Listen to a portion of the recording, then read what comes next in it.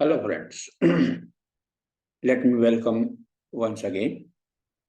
Today in this video, we are going to discuss about the Demoivre'S theorem first. So there are two theorems of Demoivre's. So one by one we'll discuss. First of all, we'll discuss first theorem and we'll do some problems over it and then we'll move to second one in the next video. So let us understand what a Demoivre's theorem is. Say for cos theta plus iota sin theta to the power n is equal to cos n theta plus iota sin n theta, where n belongs to integer. Where n belongs to integer, right? Then how to prove it? So we are going to prove this. What is the proof? अब आप देख सकते हैं यहाँ पर कि हम लोग कैसे कर रहे हैं. Let a complex number z1 cos theta 1 plus iota sin theta 1. तो आप जानते हैं कि इसको हम यूलर्स फॉर्म में e to the power iota theta 1 लिख सकते हैं. इसी तरह से एक z2 दिया हमने cos theta 2 plus iota sin theta 2. So it is e to the power iota theta 2. Likewise, nth complex number cos theta n plus iota sin theta n. So this is equal to e to the power iota theta. Now we're trying to find out the product of z1, z2 up to zn. So what we can see, e to the power iota theta 1 into e to the power iota theta 2 into e to the power iota theta 3, likewise e to the power iota theta. So e to the power iota theta 1 plus theta 2 plus theta 3 up to theta n. So it is, इसलिए इसके equal बन जाएगा. देखिएगा theta 1 plus theta 2 plus theta 3 up to theta n plus iota sin theta 1 plus theta 2 plus theta 3 up to theta n. अब अगर हम लोग ये कर दें कि theta 1 is equal to theta 2 is equal to theta 3, if this is going up to theta n and this is equal to theta, so in that case it is a z to the power n, or this would be cos n theta plus iota sin n theta. So we can see the cos theta plus iota sin theta to the power n is equivalent to cos n theta plus iota sin n theta, where n belongs to I. तो ये हमारा डिमोइव्रे'स theorem है कि अगर हम दो complex number को या दो से ज्यादा कॉम्प्लेक्स नंबर को अगर हम लोग मल्टीप्लाई करते हैं तो उसके एंगल्स आपस में ऐड हो जाते हैं.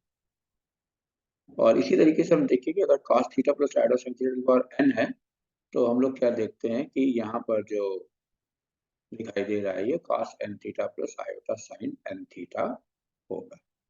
ठीक है, तो इसकी सहायता से हम लोग आगे बढ़ेंगे. अब देखिए क्या होता है इसके अंदर.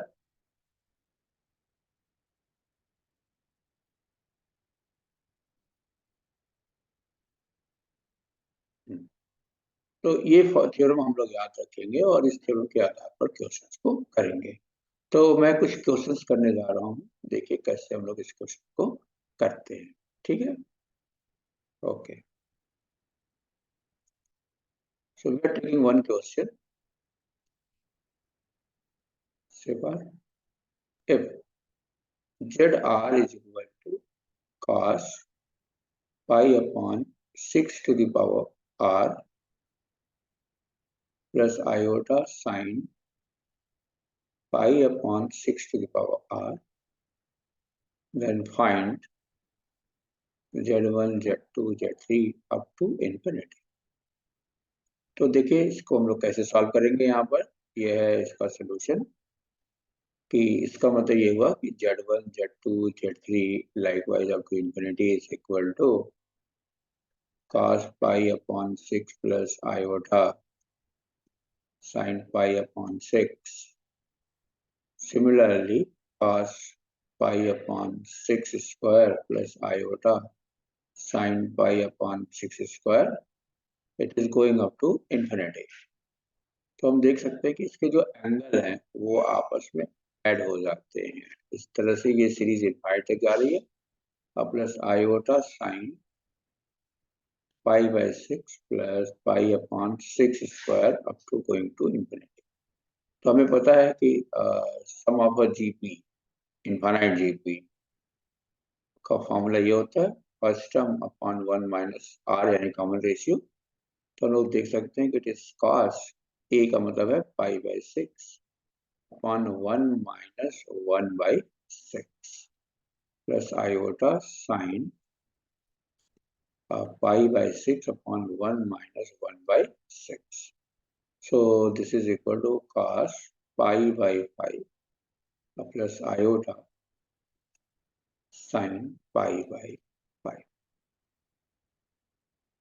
तो हम लोग देख सकते हैं कि ये पाई बाई 5 का मतलब क्या है। यहाँ पे देखिएगा pi upon 5 it means 180 upon 5 और 36 डिग्री। तो आप देख सकते हैं कि इसको हम लोग निकाल सकते हैं cos 36 degree plus iota sign 36। अब इसकी जो भी वैल्यू होगी हम लोगों के पास, इस वैल्यू को हम लोग यूज कर लेंगे और इसकी वैल्यू को निकाल देंगे। इसकी वैल्यू कितने के बराबर होगी, ठीक है। तो इस तरह के क्वेश्चंस को हम लोग डेमोइवरेस फर्स्ट थ्योरम की सहायता से करते हैं। अब जैसे सेकंड केस हम लोग ले लें कि if x square minus 2x cos theta plus 1 equals to 0 has roots alpha and beta, then find equation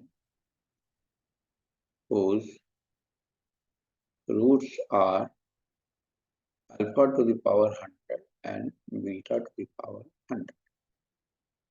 तो इसी थ्योरम से हम लोग इस क्वेश्चन को भी कर देते हैं। देखिए कैसे करते हैं इसका solution.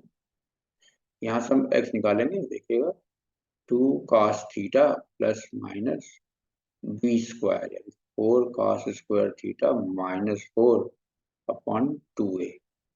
So this is equal to simply cos theta plus minus iota sin theta। तो आप यहाँ पर हम ले सकते हैं कि alpha is cos theta plus iota sin theta and beta is cos theta minus iota sin theta। So alpha to the power 100 plus beta to the power 100 is equal to twice of cos 100 theta। और इन दोनों का जो product होगा 100, this is going to be 1। So equation is x square minus alpha to the power 100 plus beta to the power 100x plus alpha to the power 100 into beta to the power 100। So this is basically x square minus 2 x cos 100 theta plus 1 equals to 0। So this is the required equation। तो मुझे उम्मीद है कि आप इसको समझ गए होंगे। अगर किसी को कुछ प्रॉब्लम है, कोई दिक्कत है, कुछ पूछना चाहते हैं तो आप हमारे वीडियो में पूछ सकते हैं। Thank you.